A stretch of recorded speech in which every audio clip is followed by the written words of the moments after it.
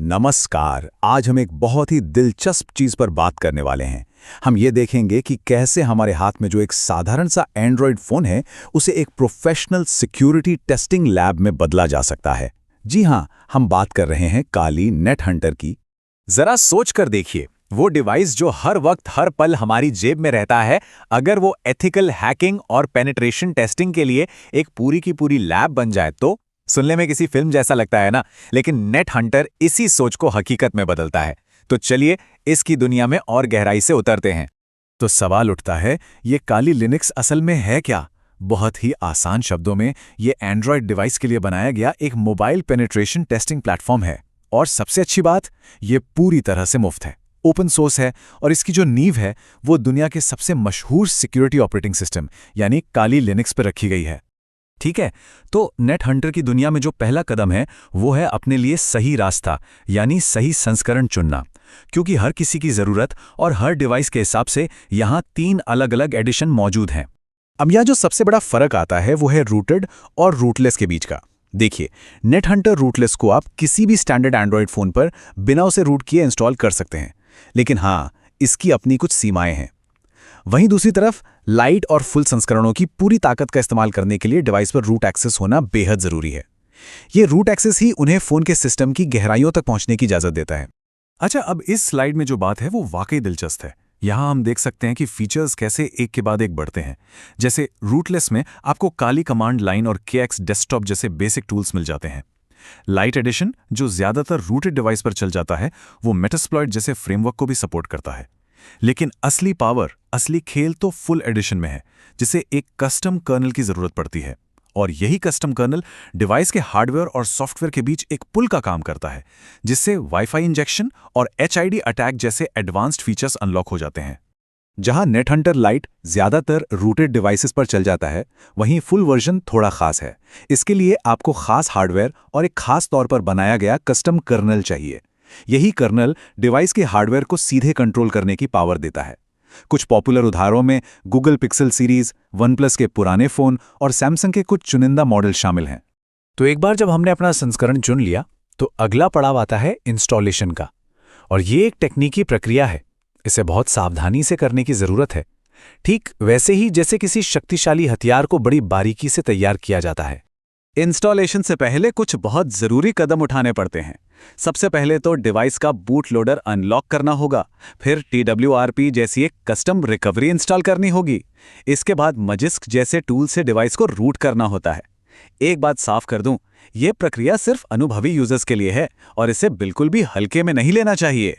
तो अब सबसे ज़रूरी बात, देखिए, इस पूरी प्रक्रिया में गंभीर जोखिम शामिल हैं। एक भी गलत कदम आपके डिवाइस को ब्रिक कर सकता है, मतलब उसे एक महंगे पेपरवेट में बदल सकता है। इसलिए आगे बढ़ने से पहले हमेशा अपने डेटा का पूरा बैकअप लें और दिए गए निर्देशों का एक एक करके पालन करें। खैर, अगर आपने डिवाइस को ठीक से तैयार कर लिया है तो अंतिम चरण काफ़ी सीधे हैं। आपको बस TWRP रिकवरी में बूट करना है, नेट हंटर की जिप फाइल को फ्लैश करना है और फिर सिस्टम को रीबूट कर देना है। बस इतना करते ही नेट हंटर आपके फ़ोन में इंस्टॉल हो जाएगा। इंस्टॉलेशन पूरा होने के बाद असली मज़ा तो अब शुरू होता है। नेट हंटर आपके फ़ोन को सिक्योरिटी टेस्टिंग टूल्स के एक पूरे शस्त्रागार में बदल देता है। चलिए ज़रा देखते हैं कि इस शस्त्रागार में क्या क्या हथियार हैं। सबसे शक्तिशाली हमलों में से एक है HID यानी ह्यूमन इंटरफेस डिवाइस अटैक। इसे ऐसे समझिए कि आपका फ़ोन एक जासूस कीबोर्ड बन जाता है। जैसे ही आप इसे किसी कंप्यूटर से कनेक्ट करते हैं, ये पहले से तय कमांड्स को अपने आप पलक झपकते ही टाइप करके चला सकता है, वो भी बिना किसी के छुए। बैड USB अटैक तो इससे भी एक कदम आगे है। इसमें आपका फ़ोन एक सामान्य सी पेन ड्राइव या USB डिवाइस होने का नाटक करता है, लेकिन असल में ये मैलवेयर इंस्टॉल कर सकता है या सिस्टम से डेटा चुरा सकता है। और मज़े की बात यह है कि कई एंटीवायरस इसे पकड़ भी नहीं पाते, क्योंकि उन्हें तो यही लगता है कि ये एक भरोसेमंद डिवाइस है। नेट हंटर से आप एक नकली वाईफाई हॉटस्पॉट भी बना सकते हैं, जिसे ईवल एक्सेस पॉइंट कहते हैं। जब कोई इससे कनेक्ट होता है तो उसके पूरे इंटरनेट ट्रैफिक को मॉनिटर किया जा सकता है। इसी को man in the middle attack कहते हैं, और ये पब्लिक वाईफाई के खतरों को समझने का एक बहुत ही प्रैक्टिकल तरीका है। नेट हंटर की असली ताकत तब सामने आती है जब इसे बाहरी हार्डवेयर के साथ जोड़ा जाता है। ऐसा इसलिए है क्योंकि ज़्यादातर फ़ोन की अंदरूनी वाईफाई चिप्स मॉनिटर मोड या पैकेट इंजेक्शन जैसी चीज़ों को सपोर्ट नहीं करते। एक बाहरी वाईफाई अडेप्टर लगाकर आप वायरलेस नेटवर्क्स की बहुत गहराई से जांच कर सकते हैं और RTL, SDR जैसे डिवाइस से तो रेडियो सिग्नल्स तक को स्कैन कर सकते हैं। नेटहंटर ऐप के अंदर भी सारे टूल्स बहुत करीने से बांटे गए हैं। मैनेजमेंट सेक्शन में आप पूरे काली सिस्टम को कंट्रोल करते हैं। टूल सेक्शन में आपको Nmap जैसे स्कैनर्स और काली सर्विसेज मिलती हैं और अटैक सेक्शन में मेटास्प्लॉइट और सोशल इंजीनियरिंग टूल किट जैसे शक्तिशाली मॉड्यूल्स मौजूद होते हैं। अब तक हमने नेट हंटर की तकनीकी ताकत के बारे में तो बहुत बात कर ली, लेकिन अब हम आते हैं सबसे जरूरी हिस्से पर, वो नियम और वो जिम्मेदारियां जो इस बेहिसाब ताकत के साथ आती हैं। जब हाथ में इतने शक्तिशाली टूल्स हों तो ये सवाल पूछना बहुत ज़रूरी हो जाता है कि आखिर इनकी सीमाएं क्या हैं और इनका इस्तेमाल किस तरह से किया जाना चाहिए। यहाँ सबसे ज़रूरी बात यह है जिसे गांठ बांध लेना चाहिए, इन टूल्स का इस्तेमाल सिर्फ और सिर्फ सीखने के मकसद से और अधिकृत यानी ऑथराइज्ड टेस्टिंग के लिए ही किया जाना चाहिए। ये पेशेवर उपकरण हैं, कोई खिलौने नहीं। इनका गलत इस्तेमाल मतलब बिना इजाज़त किसी भी सिस्टम पर इनका उपयोग करना पूरी तरह से गैर कानूनी है और इसके बहुत गंभीर परिणाम हो सकते हैं।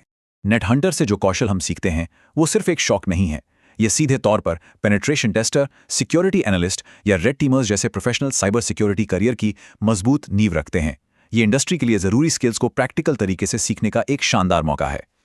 अगर आप नेट हंटर आजमाना चाहते हैं तो हमेशा याद रखिए, हमेशा ऑफिशियल स्रोतों का ही इस्तेमाल करें। काली लिनक्स की जो आधिकारिक वेबसाइट है वहीं पर आपको अपने डिवाइस के लिए सही इमेज और सबसे सटीक डॉक्यूमेंटेशन मिलेगा। किसी भी गलत जगह से डाउनलोड करना आपके डिवाइस और आपके डेटा दोनों के लिए बहुत खतरनाक हो सकता है। अंत में ये समझना सबसे जरूरी है कि साइबर सुरक्षा का ज्ञान ही असली शक्ति है। ये आपको न सिर्फ किसी सिस्टम में कमजोरियां खोजना सिखाता है, बल्कि ये भी सिखाता है कि उन्हें और ज्यादा सुरक्षित कैसे बनाया जाए। तो इस शक्ति का इस्तेमाल हमेशा पूरी जिम्मेदारी से करें, हमेशा नैतिक रहें और सुरक्षित रहें।